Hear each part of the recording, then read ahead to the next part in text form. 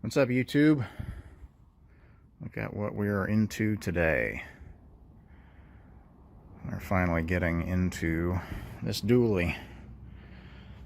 If you recall, in previous videos we talked about this truck needing a few things. Among them was one rather disconcerting issue. It's losing coolant rather quickly. And the thought was, with the upgraded turbo, or the fear, I guess, the upgraded turbo, big injectors. One thing that was neglected on this truck is that it never did have head studs installed. So the fear was that it may have been lifting ahead a little bit and maybe had blown a head gasket and was allowing some of that coolant to get into the cylinders. However, I had done a little experiment at one point and drained some oil out of the crankcase, and I got no water whatsoever, absolutely none. But we never saw this thing drip, we never saw it leak, and we're just a little bit concerned by where it could be that coolant was going. So today I'm doing a coolant pressure test. So I had this pumped up to about 21 psi, just a little over 20, and it is falling pretty quickly. But I thought I would bring you in here and show you what I believe I've discovered. Now this whole thing is dripping because it's raining outside and I just pulled it into the garage. But you see that?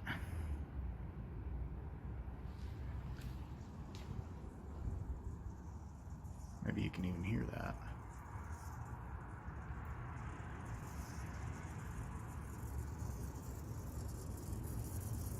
Hear that sound?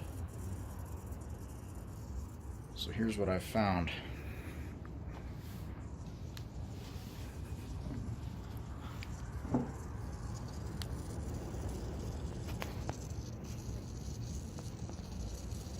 Get that to focus here.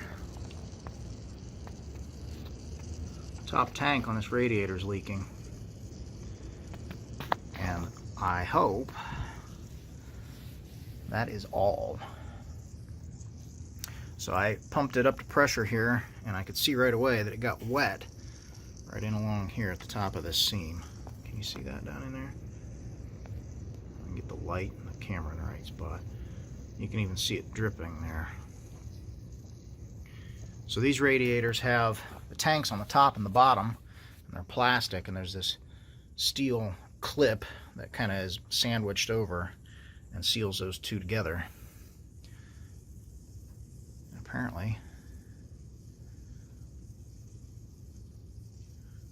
that guy's got a little problem. So I'm hopeful, cautiously hopeful, cautiously optimistic that changing the radiator in this thing will solve my issue. And I think probably the reason that they never actually saw this leak is that, if you can see there, it's blowing air now. It's making bubbles. Look where that fill level is. That's still within the acceptable range. So what I did before I started was I filled that all the way up here. Filled it all the way to the top line, which is just enough. Can you kind of get the perspective here? With that up to here, it's just enough to put the fluid level a little higher than this tank. If I hadn't done that, I don't know if I would have seen bubbles over here. But when I filled that all the way up, it was enough to allow the fluid level to rise enough that we could actually see it leak on this top tank. So I'm confident that I've got another radiator or three down in the shed. I think I'm going to drain the coolant out of this guy, go get a different rad, and we will swap this radiator out and do another pressure test, see if it holds. So just a tip, when you're doing these types of things and you're doing kind of diagnostic work on a cooling system, just fill it with water. Or if you can capture the old coolant and keep it clean enough, or run it through a coffee filter as you pour it into another container and kind of clean it up, put that coolant back in. That way you're not you're not spending $20 or $30 on brand new coolant that may or may not end up staying in the vehicle due to an issue that you think you might have resolved, but you may not. So that's what I'm going to do. I'm going to drain this out. I'll bring you along for the process here. I'll show you what happens here. I don't think I'm going to film the whole process of changing out this radiator. I'm pretty sure that most of you know what that looks like. It's not real involved on these trucks. You drain the coolant, take the shroud out, knock the fan off, hoses. There's a couple of bolts here in the front, or you can take these caps off and the whole thing slides up out of the rails. So it's not a huge job on this. Shouldn't take me very long to get this taken care of, hopefully. So I'm going to go ahead and get to work here, and I will bring you back in here and let you know what I find.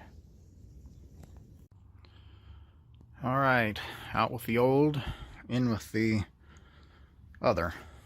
It's not new, so I can't call it that. A couple of things on this.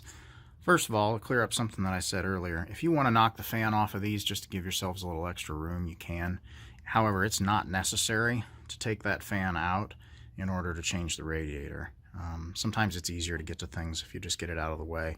And if you've got an impact, a pneumatic hammer, that makes a short job of knocking that off. But it is possible just to take these two 8mm bolts out, unhook the shroud from the hooks that it sits in at the bottom, and then just kind of move it back and hang it on the fan. And then you can take the 6 nuts off. These are 13mm. Unhook all of your hoses and just lift the rad right out the top. So you don't have to knock that fan off if you don't want to.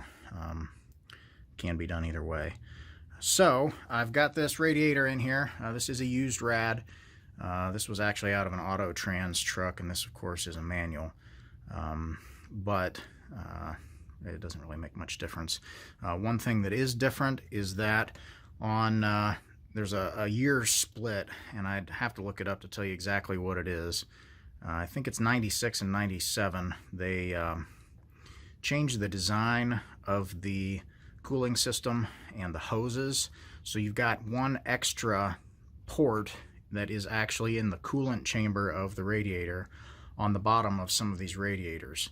There'll be 2 great big connections for your radiator hoses and this guy right next to the lower radiator hose.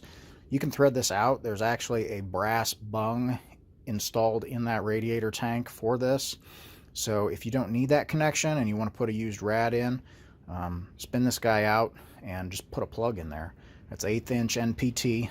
You can just put a threaded brass plug in there, which is what I did. I doped it up with a little blue monster and stuck it in there. So that's one thing to kind of help you get around some of these things if you're in a pinch and you don't want to go out and spring for a $200 radiator. So this one's been in here for a few minutes. I went ahead and filled it up using the coolant that we took out of it. All those bottles went right back into it. It was nice and clean because of the way that we drained it. So there's no fear of contamination of anything else getting into the cooling system. I did need to top it off with a little bit of water. I did catch just a little bit in that pan over there, you can see. And that's just from popping the lower radiator hose off. It doesn't all drain out of the bottom of the hose and into the radiator when you're draining it through the petcock there on the bottom of the rad. So topped it off with just a little bit of tap water. At this point, I've got the pressure test on it. I pumped it up to about 20 psi, which is much more than this cap is rated at. Coincidentally, I did test this cap with a pressure test kit, and it doesn't even hold 16 psi like it says it should. It was popping off at about 12 or 13. So this system with this cap on it is never going to see more than 13 psi. I just went ahead and exceeded that by a little bit. You don't want to go crazy high on this because you can damage things, heater cores, and rupture hoses and stuff. It's a fairly low pressure system, so you don't want to put a ton of pressure to it. But 20 psi is safe. It's been at that pressure and holding for probably 5 minutes now, and I do not see a single leak anywhere.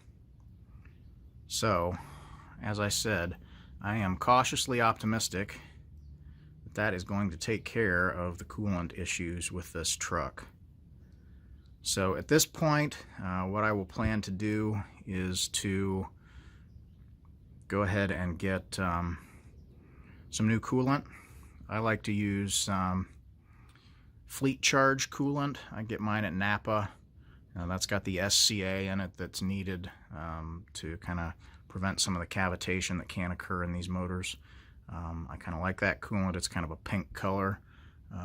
You don't really want to use the Ford Extended Life coolant, the new stuff. I think that's the gold stuff. You don't really want to use that in there in these motors because some of the sealants on the injector cups and some other areas of the engine have a tendency to be kind of worn away by the chemical in that newer coolant. But I've never had any problem using Fleet Charge. Like I said, I just get it at Napa. So I'll probably go pick up 3 or 4 gallons of that. I need some for the white truck here anyway, and I like to keep some on hand. So I'll probably go pick up some of that. We'll go ahead and drain this thing again, capture that coolant. Again, it can be reused around here for farm equipment, or can be taken into one of the local places that'll actually recycle it for me. You don't need to dump that stuff on the ground. It is kind of dangerous to have that stuff on the ground around animals and things. Some of that stuff is sweet flavored and they'll lap it up, and doesn't do good things for their kidneys. So at this point, I'm going to let this thing sit here for a while with this pressure test on it. You see that there? Still sitting right at 20 psi. So I'm going to let it sit here for a while and hold that. I'd like to see it hold that for a half hour or maybe even an hour. I think we've got some errands to run this afternoon, so I may just leave it on here and see how long it holds. But at this point, I think we're making some progress on this. A few other things that I want to do to this truck before it's going to be what I would consider ready.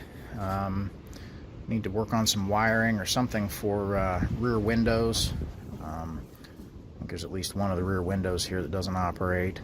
I need to change out the fuel filler necks. This truck was not originally a dually. It was a 4x4 F350, but it wasn't a dually. It was converted to dually later on, and when that conversion was made, they didn't have the proper filler necks to put in here for the dually fenders. So the filler necks that are in there kind of work. They kind of get you by, but it's a real pain in the neck to get fuel into this thing. It's a very slow and tedious process. It just doesn't run down into the tanks like it should. So I've got the proper filler necks to put in here. Got to get that done. And we'll probably have to do something with some gauges in this thing. It's got some glow shift gauges in it that have crapped the bed. They kind of quit working, and I'm not sure quite how we'll address that. I've got a few thoughts on that, but haven't really made up my mind yet. But that's where we're at. We're kind of pecking away at this thing and working on Big Red.